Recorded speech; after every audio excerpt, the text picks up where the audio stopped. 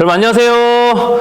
중고등부 주중 아이컨택트 기독교 강요 시간입니다. 계속해서 기독교 강요에 대해서 살펴보고 있는데요. 여러분 지난 시간에 기독교 강요는 칼빈의 삶이 완전히 담긴 종교개혁의 총체이자 개신교 신학을 담은 최고의 명작이라고 여러분 제가 소개를 했는데요. 개신교가 무엇이냐면 종교개혁의 결과로서 카톨릭에서 갈라져 나온 기독교를 얘기하는 거예요. 그래서 지금 우리가 믿고 있는 기독교, 다니고 있는 교회가 바로 개신교인데요. 여러분 칼빈은 평생에 걸쳐서 이 기독교 강요를 수정하고 보완했습니다. 그래서 기독교 강요는 1536년에 스위스 바젤에서 초판이 출판되었고요. 그 이후로 5차례에 걸쳐서 개정판이 발행되었어요. 최종판은 1559년에 출간이 되었습니다. 칼빈은 이 기독교 강요를 초판을 자신의 조국인 프랑스어가 아니라 라틴어로 기록을 했는데요. 여러분 왜 칼빈이 자신의 누구나 읽을 수 있는 일상의 언어인 프랑스어가 아니라 소수만 이해할 수 있는 이 학문의 언어인 라틴어로 기독교 강요를 썼을까요? 그 이유가 있는데요. 그 이유는 칼빈이 이 기독교 강요를 집필한 목표 중 하나가 이 개신교의 입장을 프랑스 왕에게 설명하는 것이었기 때문이었습니다. 그래서 기독교 강요 초판이 이런 인사말로 시작돼요. 지극히 위대하시고 지극히 영명하시며 지극히 기독교적인 프랑스의 왕 프랑스와 폐하에게 존 칼빈은 주 안에서 평강과 문안을 드립니다. 여러분 이 프랑스 왕에게 개신교의 입장을 설명할 필요가 있었는데요. 그 이유는 프랑스와 1세 왕이 개신교 신자들에게 그다지 호의적이지 않았기 때문에 그렇습니다. 원래는 자신의 누이가 개신교 신자였던 관계로 종교개혁에 굉장히 관대하고 적극 힘을 실어줬던 사람이 바로 이 프랑스와 1세 왕이었는데요. 그런데 1534년에 발생한 이 벽보 사건 이후로 태도를 완전히 바꿔버렸습니다. 여러분 벽보 사건이 뭐냐면 가톨릭 교황의 미사 남용에 관한 진실이란 이런 제목의 벽보가 파리를 비롯한 주요 이 도시들에게 부착되어서 주요도시에 다 부착이 되어서 가톨릭을 비판하는 사건이 벌어진 거예요. 이 벽보는 프랑스와 1세의 침실 문에까지 붙여지게 되었습니다. 그러자 이 프랑스와 1세는 이 사건을 계기로 종교개혁을 자신의 통치에 반대하는 운동으로 여기기 시작했다라는 것이죠. 그래서 이때부터 개신교를 탄압하기 시작했습니다.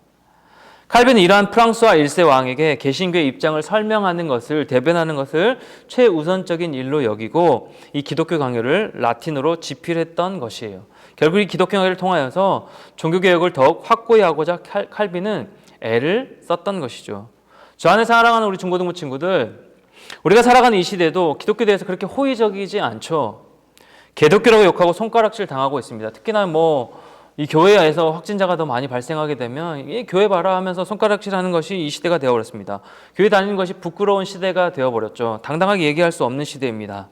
이런 가운데 우리 모두도 그냥 가만히 있을 것이 아니라 바른 말씀을 먹고 세워져서 우리 한 명 한 명의 바른 신앙의 자세로 여러분 한 명 한 명이 이 기독교의 가치를 떨어진 하나님의 말씀을 바로 세워나갈 필요가 있다는 것이죠. 그 한 명이 여러분이 되어야 된다는 것이죠.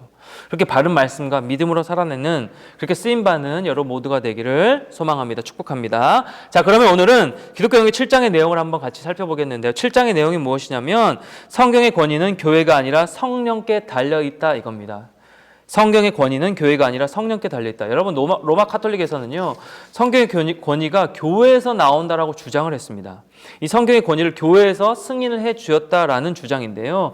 교회가 성경으로 인정해야만 비로소 성경으로서 권위를 가지게 된다는 거예요. 여러분 이게 맞는 얘기인가요? 여러분 이건 잘못된 말입니다. 성경의 권위는요. 교회가 아니라 하나님께 달려있는 거예요. 주권적인 하나님의 은혜와 역사입니다. 교회가 세워지기 전에 이미 하나님의 말씀으로서 성경이 존재했기 때문에 그렇습니다. 말씀으로 세상을 창조하셨죠, 하나님이. 성경은 인간의 판단으로 옳고 그름, 완전한 것으로 세우는 것이 아니에요. 인간의 생각이 들어가는 것이 성경이 아닙니다. 성경은 하나님의 감동으로 쓰여진 것으로 하나님의 말씀이 바로 이 성경입니다. 그렇게 성경의 권위는요, 성경을 통해 말씀하시는 하나님 자신에게만 있는 거예요. 절대로 사람이 개입할 수가 없는 겁니다. 사람이 그 권위를 세울 수 없는 것입니다. 사도 바울은 성경이 교회 터 위에 세워져 있는 것이 아니라 교회가 사도들과 선지자들의 터 위에 세워져 있다라고 말했습니다. 우리가 다니는 교회는 하나님의 말씀을 근거로 세워졌다라는 말이에요. 따라서 우리가 이 교회 안에서 해야 될 일은 성경을 하나님의 말씀으로 인정하고 따르고 높이는 일입니다. 말씀을 듣고 그 하나님의 말씀을 믿고 그대로 따르는 것이에요. 이것을 누가 도와주세요? 우리의 의지로 가능한 것이 아니라 우리 마음속에 함께 하시는 이 성령님께서 그렇게 살아가도록 도와주신다라는 겁니다. 이 말씀을 깨닫도록 그렇게 도와주신다라는 거예요. 성령 하나님께서 성경이 하나님의 말씀을 인정하고 깨닫도록 해주시고요. 하나님의 말씀을 믿고 받아들이고 말씀대로 따르도록 도와주신다라는 것이에요. 그러므로 여러분, 이 성령 하나님이 도와주시고 깨닫게 해주시는 이 은혜를 따라 성경이 완전한 하나님의 말씀을 먼저 믿는 거, 더 나아가서 이 성경이 말씀하시고 가르쳐주시는 대로 따르고 행하면서 그렇게 하나님께 영광 올려드리는 이 믿음으로 말씀 따라 살아가는 우리 중고등부 모든 친구들이 되기를 예수님의 이름으로 축복합니다. 그렇게 되기를 소망합니다. 자, 이제 미션 나갑니다. 미션. 칼빈은 여러 번에 걸쳐서 기독교 강의를 수정하고 보완했는데요. 자, 아이컨택트 미션 첫 번째. 기독교 강교가 처음으로 출판된 연도와 지역은 어디였나요? 목사님 서두에 얘기했죠. 기독교 강교가 처음으로 출판된 연도와 이 지역은 어디인지 첫 번째 미션이고요. 아이컨택트 두 번째 미션은 오늘 7장의 중요한 내용, 이 사도 바울은 성경이 교회 터 위에 세워져 있는 것이 아니라 교회가 사도들과 선지자들의 터 위에 세워졌다라고 말씀했는데요. 이것이 에베소서 2장 20절에 기록된 말씀입니다. 자, 아이컨택트 미션 두 번째. 에베소서 2장 20절 말씀을 암송하는 겁니다. 첫 번째 무엇이었어요? 기독교 강과 출판된 연도와 지역. 그리고 두 번째 에베소서 2장 20절 말씀 암송하기. 이 두 가지를 여러분 영상에 담아서 중등부 담당 전도사님께 고등부는 저에게 보내주시면 미션 적극 참여해 주시는 친구들에게 기프트권을 선물로 쏘도록 하겠습니다. 여러분 그럼 남은 한 주간도 하나님의 도우심 따라 말씀으로 승리하며 말씀으로 힘을 얻고 나아가는 우리 모든 중고등 친구들에게 소망합니다. 화이팅!